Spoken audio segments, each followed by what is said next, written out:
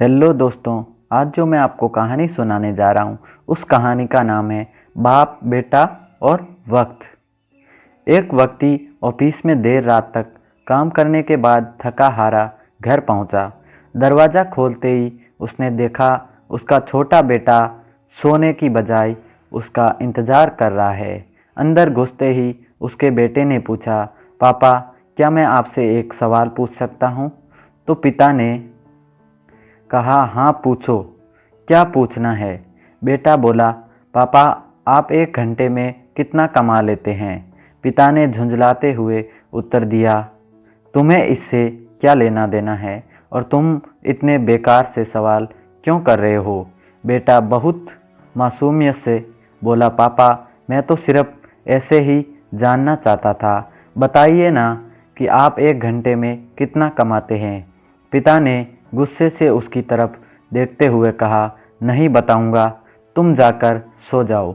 यह सुनकर बेटा दुखी हो गया और वह अपने कमरे में चला गया।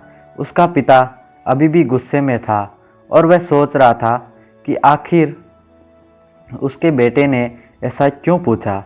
कुछ समय बाद उसका गुस्सा शांत हुआ और वह अपने बेटे के कमरे में गया। पापा क्या तुम सो गए? बेटा, नहीं पापा। पापा मैं सोच रहा था कि मैंने तुम्हें बेकार में ही डांट दिया।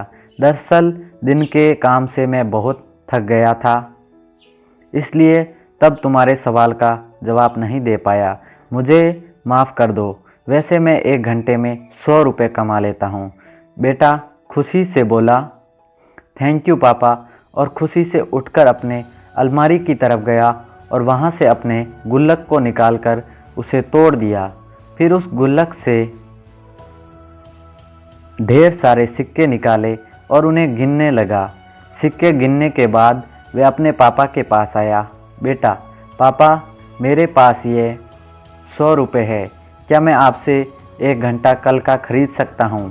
आप ये पैसे ले लीजिए और प्लीज़ कल घर जल्दी आ जाएगा।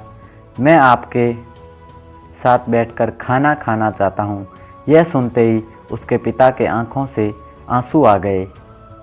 दोस्तों, इस जीवन में हम कई बार अपने आप को इतना व्यस्त कर लेते हैं कि हम उन लोगों के लिए ही समय नहीं निकाल पाते हैं जो हमारे जीवन में सबसे ज़्यादा अहमियत रखते हैं।